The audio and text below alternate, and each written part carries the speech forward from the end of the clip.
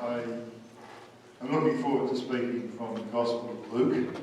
He was a historian, I'm a historian, and I think he's probably the greatest historian ever because he's left us a series of unparalleled snapshots of the greatest life ever lived. And he has impacted the world like no other historian I know of. These are not just Gospels in a religious book, but they're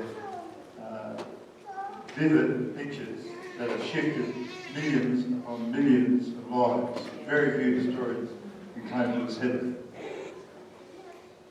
I asked to have Colin's little song up there because I like the fact that he's in Central Station and he's singing about follow Jesus, not in church, but out there.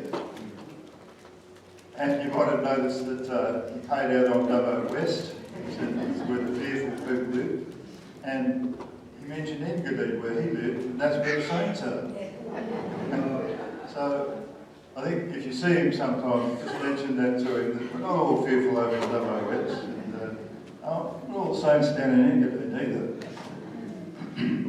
You know, in this little snapshot of this moment in Galilee, where Jesus stepped into Peter's boat, there's an echo of the Garden of Eden there.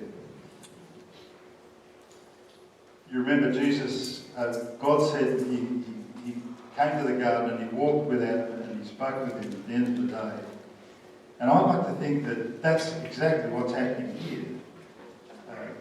Peter perhaps hadn't realised it at this stage, but the Creator had stepped into his world and was wanting to walk with him and share life with him in the fishing boat. And although Jesus had taught in synagogues and he went even to the temple, I think he was mostly disappointed by the religious apparatus of the day. More often than not, he got thrown out. Sometimes they even tried to kill him. I think when he went to the temple, he was probably disappointed with that grand building that Herod had built out of pride. That was filled with lots of religious observance, thousands of people slaughtering animals, the stench of an abattoir. And when he went to talk to the elders there as a 12-year-old boy, I think he was probably disappointed with the religiosity of many of those men. Because even as a 12-year-old boy, he'd understood that there was a bigger game afoot.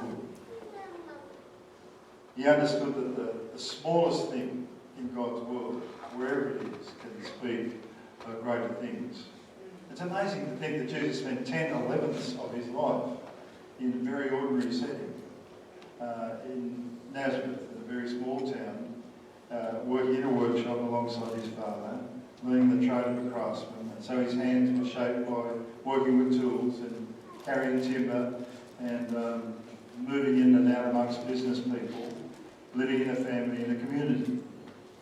And William Barclay said, I wonder if the Father would have trusted Jesus with the business of saving the world if he hadn't done a good job in the workshop. Good question. The Hebrews were different in their world because they saw work differently to anybody else. Their word for work, avodah, actually meant three things, or could be used for three things.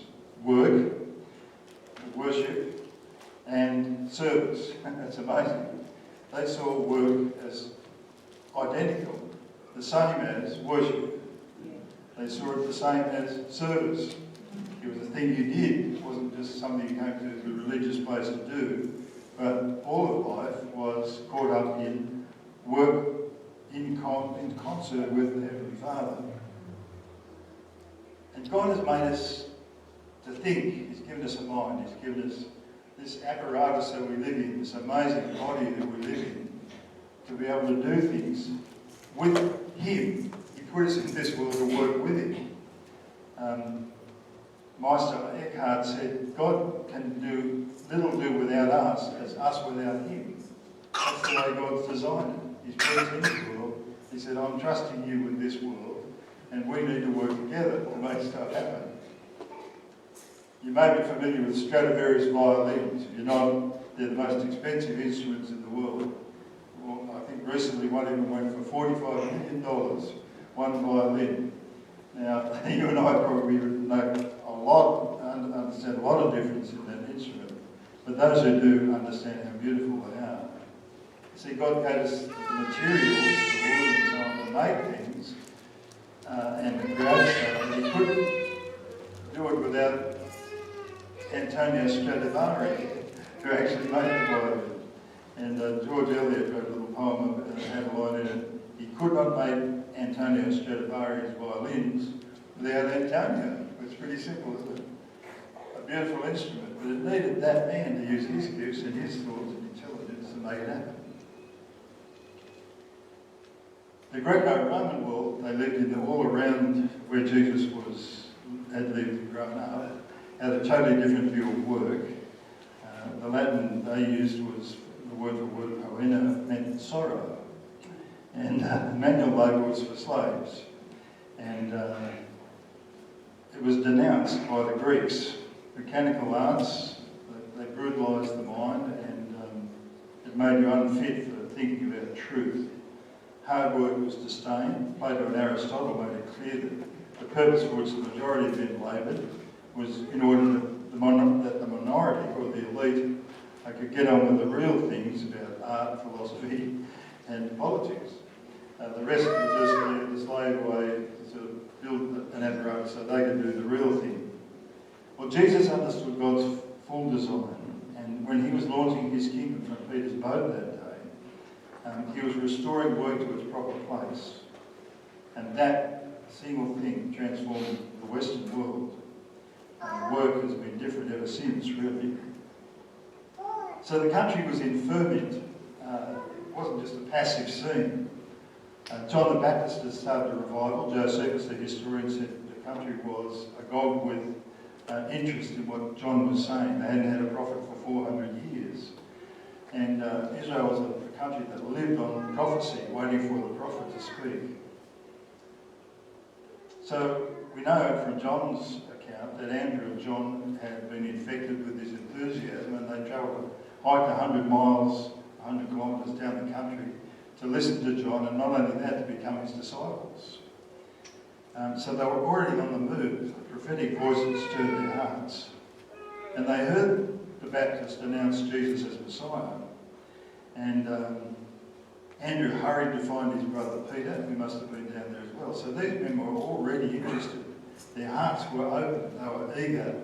They were looking for hope after 400 years of oppression and exile. Previous to that, they came. Their hearts were hungry. The whole country was waiting for some means of being delivered, the Messiah. So Jesus calls Philip and Nathanael to follow him. They head north, back up the spine of Israel, up the mountain range, baptising as they went. And they get the little village of Cana, and there in a village wedding in the back country of Cana, Jesus transformed water into wine in front of their eyes. The disciples were the ones who saw it.